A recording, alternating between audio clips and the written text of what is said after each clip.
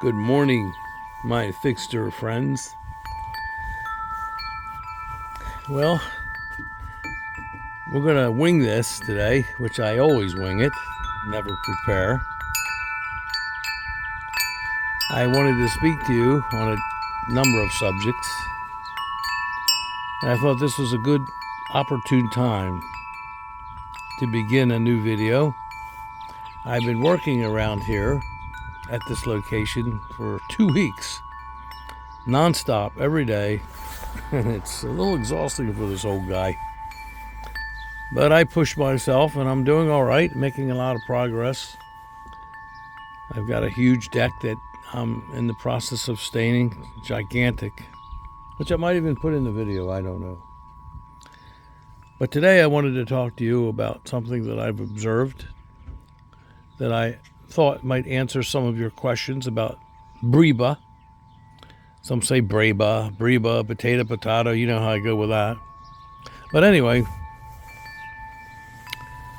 some people have speculated with regards to winter hardiness, whether or not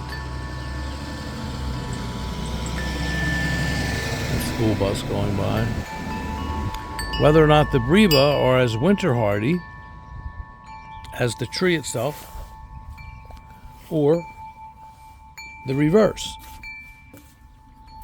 Is the tree itself more hardy than the Breba?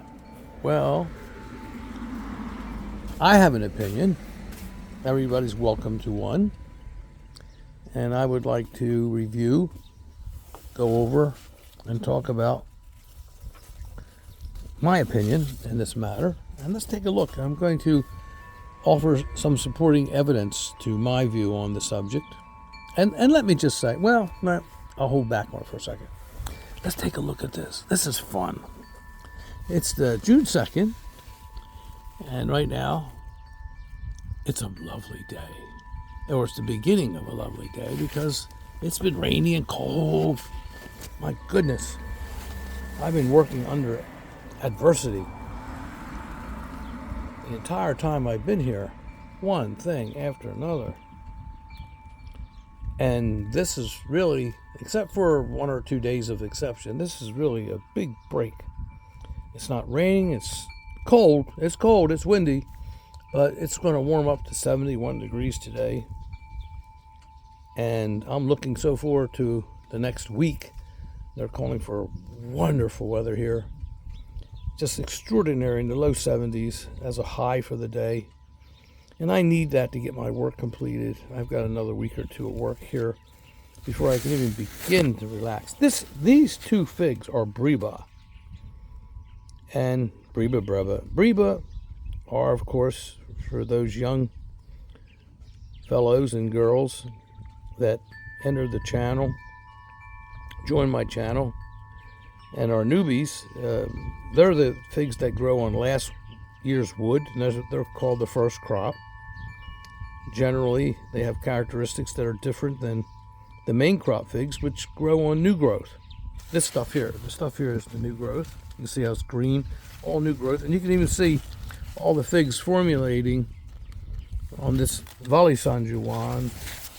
Actually, should be pronounced Valle San Giovanni, which comes from Italy. This particular Adriatic fig that I'm very fond of because it goes back in the family over 50 years. When I was a teenager, more than 50, 60 years.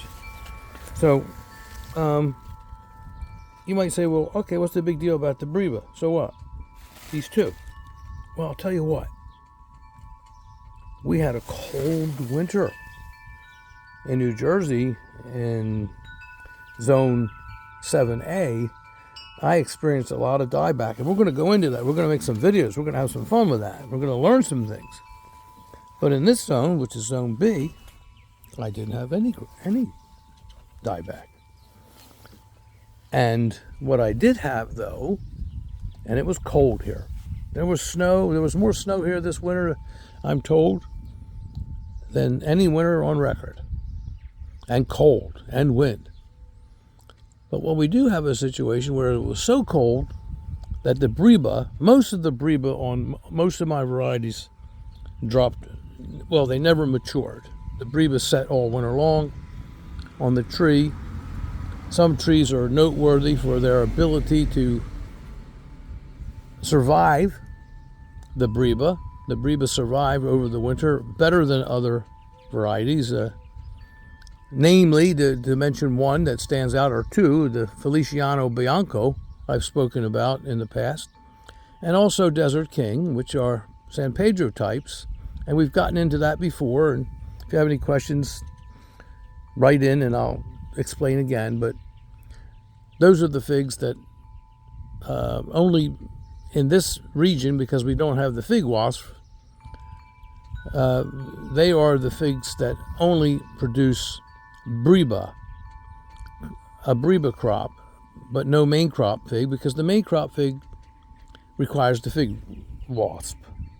So it is in my experience, Desert King and Feliciano Bianco have a tendency to survive winter very well. They're very winter hardy, and their Breba has a tendency to withstand the cold rigors of winter better than most other varieties do, as far as the Breba. This is a Adriatic fig, as I've mentioned. I call it my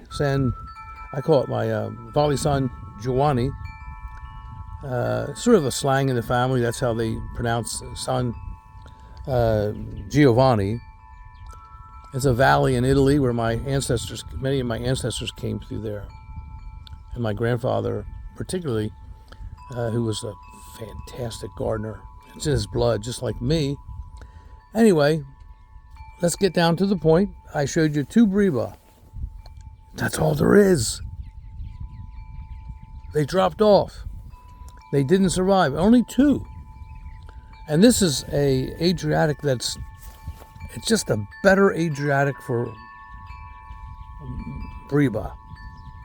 I made a video, maybe several or two, about this particular tree, and I showed the Breba last year when it was a younger tree, and it was loaded with Breba. Uncharacteristic to the Adriatics. This tree does produce a great deal of Breba. Well, this year it didn't, because they died. It was too cold. Too cold and windy and nasty. But you might say, okay, but why do you keep showing me these two Breba? Well, they survived. Why did they survive? Let's ask that question. I just love this stuff. I love it. I love it. I'll tell you why. Because when these leaves weren't here last winter, and the morning sun came over after a couple hours, okay, and started to penetrate this area, these two Breba enjoyed a microclimate. Look at it. They were right next to this board, and they derived the heat from the board. Each day it took a little pressure off of them. It took a little pressure off them every day, because they happened to be located right here, right close to this board, which soaked up the sun. And so they survived. And they're the only ones that survived on the whole tree. There just are no others that survived, which makes me want to cry, because I love Adriatics as a family of figs. I love their voluptuous flavor, their dense, rich sweetness, and their intensified flavors. I just love them, all of them. They're all good. There's a couple that stand out a little bit, not much. We've got to be honest about this, Figsters. An Adriatic is an Adriatic is an Adriatic is an Adriatic is an Adriatic. They're green on the outside and crimson red on the inside, and they're delicious. And most taste very similarly. Okay, there's a lot of a craze about this or that one, but and you know, we talked about variations of all different varieties, and we have to recognize that there are variations within a certain group of or variety of figs that do stand out. There's no question about that. So there is validity to that philosophy. But they're very close. This is an excellent one. This is one of the tastiest ones I've ever eaten. I love this tree, and I've kept it alive for over 50 years myself. I've kept it in the family for over 50 years that I've kept it going, or it's gone. It's the last of the Mohicans. That's it. Then you say, well, let's look around at your hypothesis. Well, let's go over to my Peter's honey. That Peter's honey, and I've talked about this almost ad nauseum. And Peter's honey is known for its big Breba crop. And every year I show it to you. I show you the Breba. They're delicious because uncharacteristic to Breba, which generally aren't as good or don't have the intensification of flavor, the concentrated sugars, or the quality of the main crop figs that come afterwards. Peter's honey has an exquisite Breba that I believe is better than the actual main crop, which the main crop fig is fantastic. I take nothing away from it. But the Breba are a little bigger, and I just love the flavor. But where are they? I see main crop things developing. Look. You see there in the node? Look. These are main crop figs. Can you see the... Let me get my hand out here for a focus.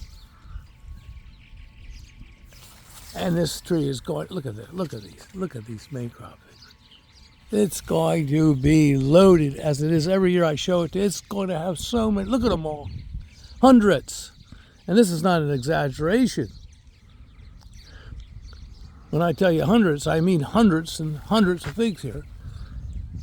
Delicious, delicious, golden delicious Peter's honey figs all over the place. Look at them. Look at that. Isn't that a wonderful sight? Come on. Let's have fun, Figsters, please. I need to be amused this morning. I haven't had even one cup of coffee to shake out the cobwebs. But I am enjoying all these figs. Nevertheless, look at that. All over the place. You see them? But there's no Breba. None. What happened to my Breba? It reminds me of something from history that I read. I won't go into it, but someday I will. About what happened and what the emperor said after Quintilius Varus lost 3 crucial Roman legions in the Teutoburger forest in Germany. It's a very interesting story. And the emperor, when he got the news, finally banged his head up against the wall and he was saying, Varus, Varus, what have you done to my legions? Well, what's happened to my Breba? They're gone. They're completely gone, which case in point, my view is that the Breba are more susceptible to the cold. And I've heard this question asked on videos in fig farms and fig forums, and also on YouTube.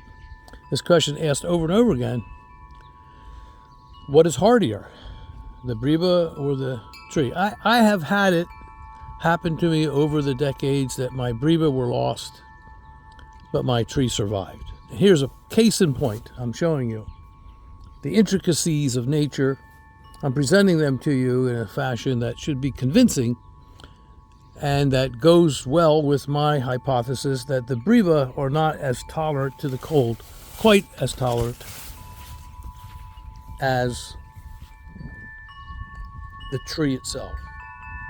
Now, I want to show you another layer of this complex subject. I should probably just walk over to it now.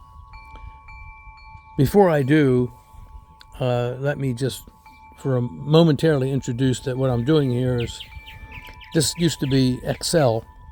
This used to be Ira Condit's XL. I have a wonderful tape, I think, and you should go back and look at it. Oldies but goodies, where I talk about XL, which was a hybrid. It was produced by Ira Condit's team back in the 60s, late 60s, 70s. It was later in his honor. I mean, it was named XL, and after that, he died, I believe, in 1981 or 2. He was 98 years old. But he's certainly a hero to me. I love everything that he did, and I'm grateful for all of his contributions to the Fig community. I've read everything that he ever wrote several times, and this was one of his best productions. And I remember, I've read it a long time ago, so please forgive me, but I remember that the parent of XL was Cadota. That's an interesting point, and I'll get to the subject. The caprifig that he used, the male caprifig, I don't know, and no one knows, I don't think. I remember reading the records. He had 5 or 6 favorites, but no one, I think, really knows exactly. If someone out there does know, please chime in on the channel. But I don't think the exact caprifig is known. But you might say, Lou, why are you raving about this? Well, I mentioned last year that I was going to start a new project because I have nematodes in certain places here. It's a sandy soil. And Cadota is one of the most nematode resistant figs there is, in my opinion. More so than others that have been attributed with that attribute or characteristic, like LSU Purple. I've had LSU Purple, and it is not, in my opinion, as resistant to nematodes as the age-old Cadota, which was identified 2,000 years ago in writings by Pliny the Elder. And it was identified along with 29 other figs back in those ancient Roman times. They had it then. But it is a very resistant. And so this XL has taken on the characteristics of sometimes some of the leaves look like Peter's honey, because Peter's honey is a very close relative to Cadota as well. I believe it's a sport of Cadota. It's different than Cadota. We've talked about this. It's certainly different and better. And I believe a more closed eye, more rain tolerant than Cadota. But I plant all my figs on high ground and don't water them near the harvest. And this XL, because its parent is Cadota, is also very nematode resistant. So I have entered into a program here where I am grafting. I am grafting this XL in as many places as I can. This was 2 weeks ago, and I haven't been able to get back to you. I'm going to lob this off. I wish I could show it to you and show you what I'm going to do. Maybe I'll make another video. But I'm going to lob this off and put Ron de Bordeaux, because Ron de Bordeaux is extremely susceptible to nematodes. Extremely. I've never had a variety like... I have tried 3 times. I have attempted to get Ron de Bordeaux to survive here, and 3 times it has failed. And when I dig into the roots, it's always the nematodes. And nematodes are highly destructive to all figs, but some figs are more resistant than others, like Cadota, Peter's Honey, XL, LSU Purple, and some others. Celeste has some resistance. Thank goodness for that. But I had bad luck with Ron de Bordeaux, which is one of my favorite figs. I just love Ron de Bordeaux for its early production, its flavor, especially when you grow it high and dry. I just love it. It's a good variety for a lot of reasons. And so I'm grafting it onto XL. Remember last year in the video, Debbie had me cut down these trees. They were towering up past the rain gutters, and you know, I understand why she wants me to. I did this to Hardy Chicago too. Look, I cut it back tremendously. Look how, I mean, it's only 4.5 feet tall. In some places 5. It's growing vigorously, which is another subject, and I don't want to make this video too long, but I rarely pinch, ever, because I get a tremendous amount of fruit on the way I grow figs. I always get fruit. Look at all the fruit. But I pinched this one because I didn't want excessive vigor and growth. So I like to keep my figs down. They make more figs when they don't grow too vigorously. And it's a better quality, and it's easier to access them, and to harvest them. So I did pinch these to try and keep the growth down because it's so vigorous. After all these years, over 30 years, this Hardy Chicago, which I mentioned in previous videos, is not my favorite. I'm not as fond as most of the Mount Etnas as some people. I do like some of the interesting variations. I like all the figs, and I like the Mount Etnas too. I don't want to put them down as a group, but some of them are quite different than others, and this is one that I don't particularly. This is just Hardy Chicago, and I put this here over 30 years ago, and it's vigorous and productive, but I just don't like the taste of it as much as some of the others. So I pitched them so it doesn't grow as much. It's going to make a bunch of figs, and I cut that back vigorously because Debbie asked me to, and the XL. So let's just get back to this for a second. So I'm going to continue to graft. Now you might say, well, why did you cut the XL down and replace it? Because XL's so good, and replace it, and you will see it in Oldies But Goodies and other videos that I took, and replace it with Ronde Bordeaux, because I can't get Ronde Bordeaux to grow on its own rootstock. I can't. So I'm going to get it to grow on this rootstock. And look at here. Look at all of the shoots coming up from XL. So I have plenty. I can grow a tree right alongside of it again, and I will. And I might let some of these grow right alongside of the Ronde Bordeaux. I'll have both. I'll never run out of XL. It's a very, very vigorous hybrid. So this is my project, but I do want to have Ronde Bordeaux here, and I just can't have it any other way. I've just had beautiful trees that I planted here that just didn't survive, and I know what's killing them. Now, I tied my wind chime so it doesn't ring too loudly and go wild, because we've had a lot of fierce winds. It's just gentle. I love my wind chimes. I've got another one I've got to get out. God, if I can only get to it. I've been so busy. Now I want to get back to the Breba issue that we were talking about. Let's take a walk up here. Come on up with me. Come on, stick with me, gang. It's fun. I know you got lots to do this time of year. Everybody's busy. But even if you pick up 1 or 2 points, just 1 or 2, it's worth it.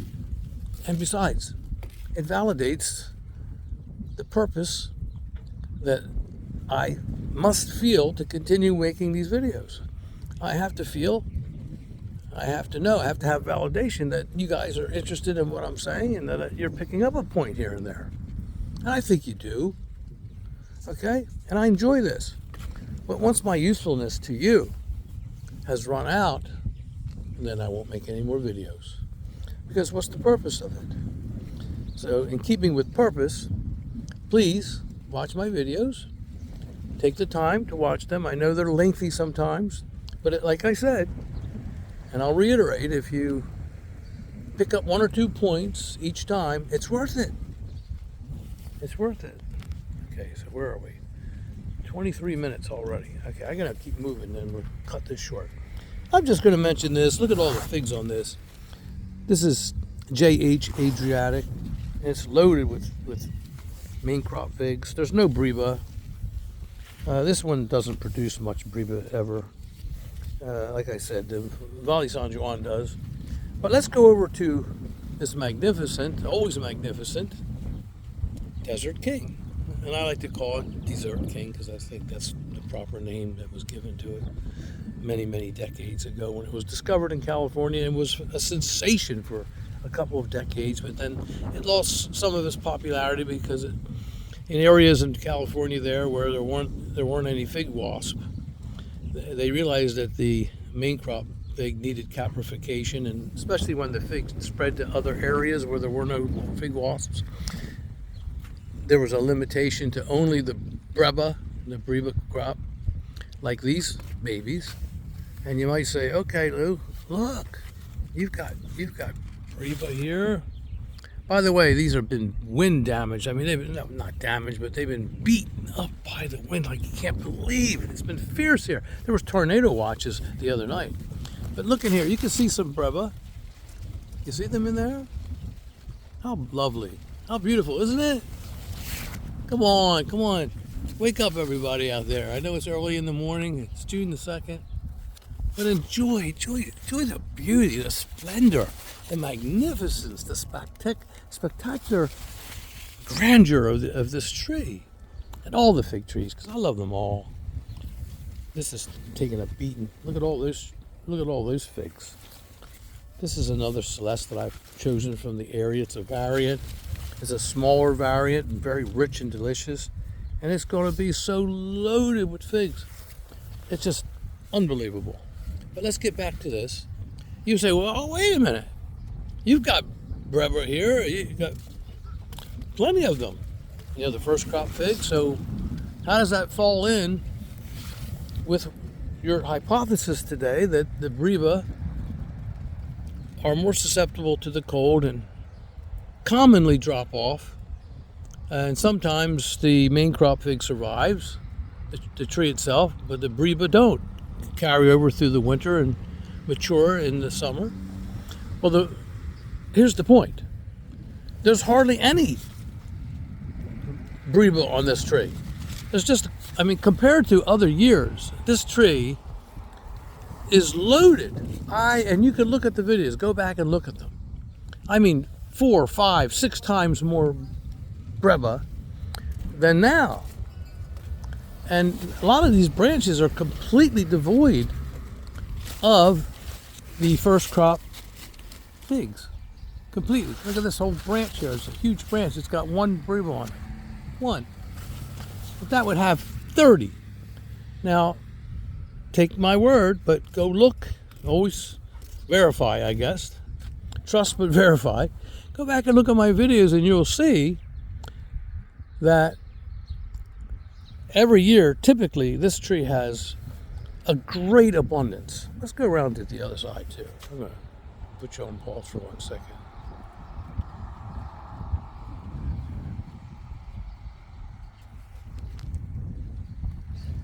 It's not pausing. Okay. I'll just walk around. So here's the deck work I'm doing. It's a lot of work. It's a big deck, 150 feet of all these spindles. And a lot of decking. But I'm getting it done day by day, hanging in there and doing the best I can to preserve it. I got to get back to my grafting because I do have many more branches I want to graft. And I want to get my Ronde Bordeaux established here. And I have another subject I want to talk to you about. It's an amazing subject. I'm contemplating it. I'm contemplating whether or not I want to make the video right now. I think I will. But let me just pre-announce something to you out there, Figsters. This is an interesting alert, an announcement. Look at all these beautiful figs. I'm going to be eating a lot of delicious figs. We're on the side of the tree now, the Desert King, and look how sparsely placed the Breba are. Look, over here, just a couple. Up there, none. This is very uncharacteristic, which supports my hypothesis today that I'm entertaining you with, and that is that many of the Breba have fallen off because of the extreme cold this winter, but it didn't kill my trees, which supports my hypothesis that what is more hardy, the Breba or the tree? Or are they equally hardy? No, they are not. The Breba are more susceptible to the cold. So that's my opinion. If someone else has another opinion, and supporting evidence, please in the comments make mention of those, and we will entertain the subject again. We'll revisit it. The subject that I was referring to, that I'm going to probably make a video, there's a reason why. But anyway, I was able to, so far, get Ronde Bordeaux and Smith to grow consistently after 3 winters in Zone B, and I succeeded with another variety. And you won't believe what it is. I've succeeded. I got it rooted last year. I planted it midway, and it got established. I made a video of it too, which I'm going to refer back to then. Look at these deer. Those are deer poopies. Look at that. Darn it. They've been eating my figs. They've been eating my trees. And look at this. See this? That's damage. That's actual buck rub. As much as I do to maintain a healthy orchard, nature's always against us, it seems, between the birds and this and that, and the deer are always eating. I do grow the trees high. I do train them so that they're over top of where the reach of the deer is. And I've talked about that before. I have to do that here, and you can see that that one's higher than they can eat, but not higher than they can rub. And then this year, my Italian honey, which I love Italian honey. It's an underrated fig, especially in the ground. It's just a wonderful tree because of its vitality, its vigor, its production, and a lot of other reasons. It's tasty, it's early, it makes 2 good crops.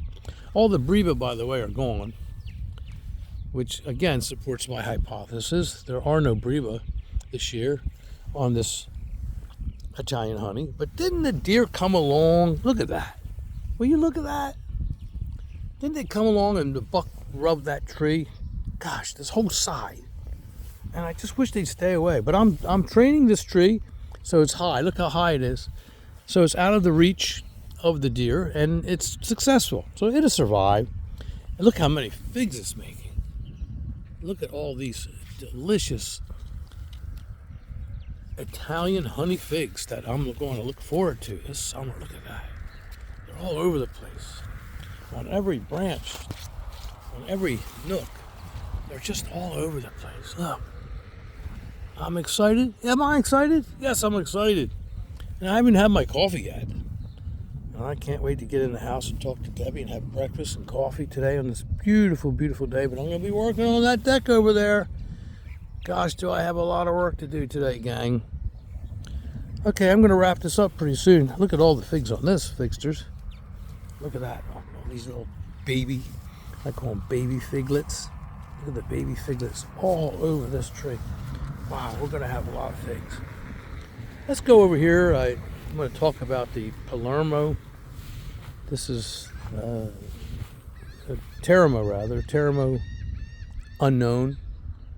And this was a very, very vigorous and I think very valuable fig to any collection, and especially in the zones in ground in 7A and B that Bill introduced to the fig community, and so glad that and grateful that he did.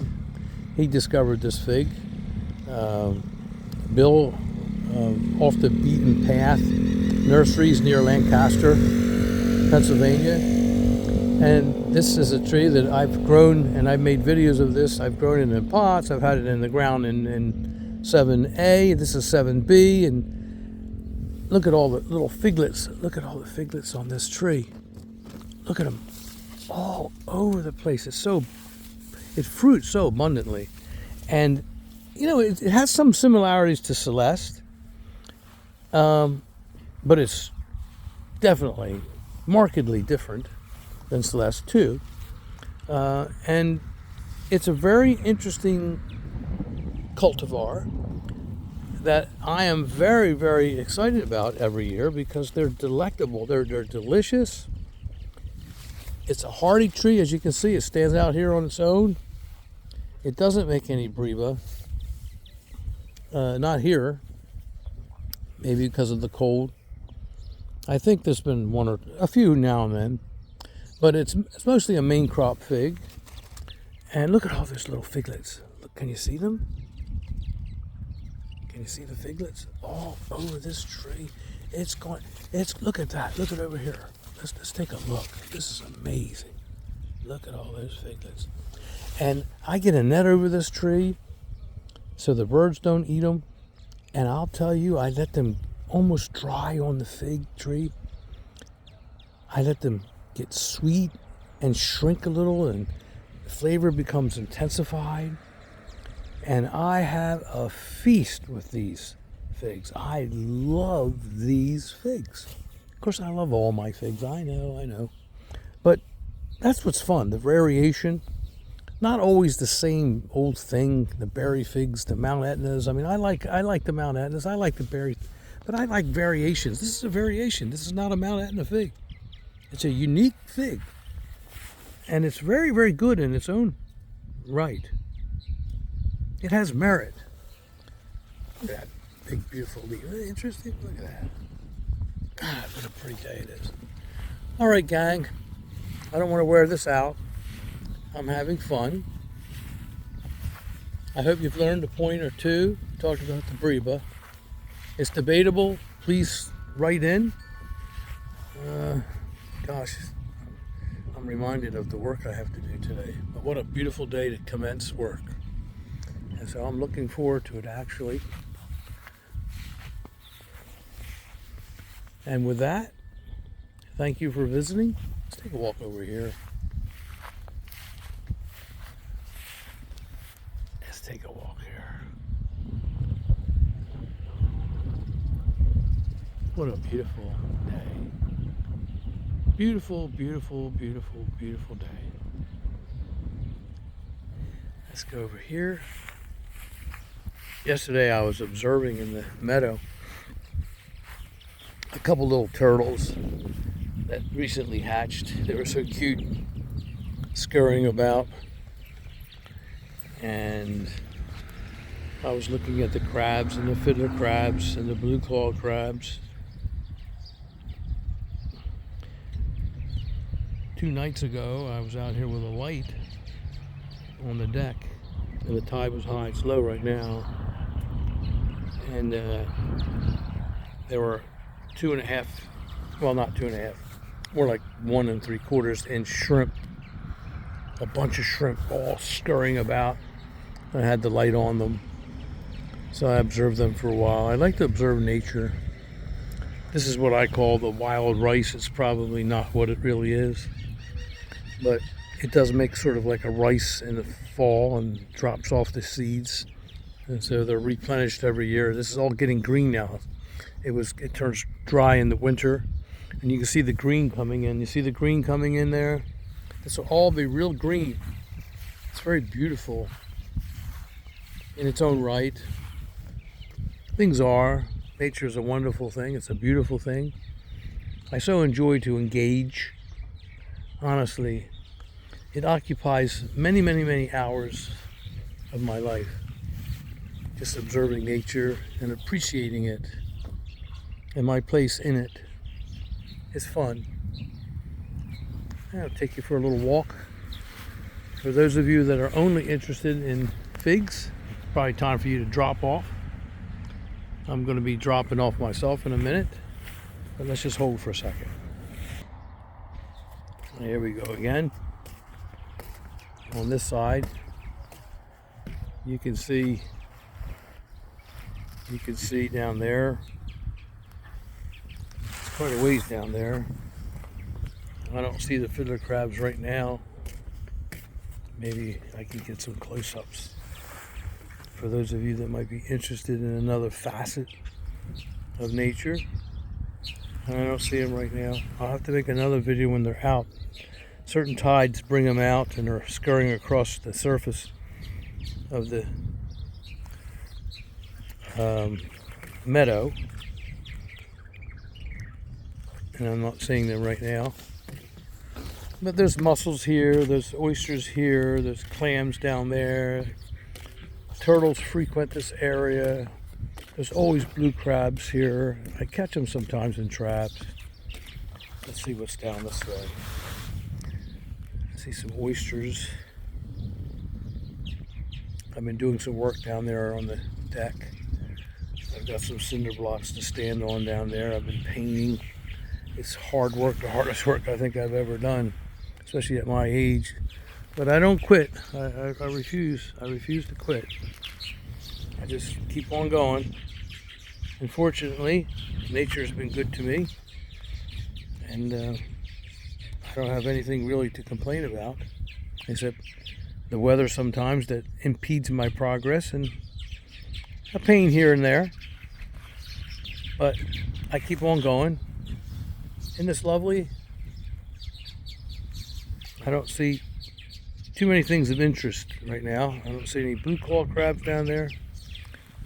I promise for you, those of you that are interested in this sort of thing, I'll make a very interesting video in the future and post it onto my site. With that,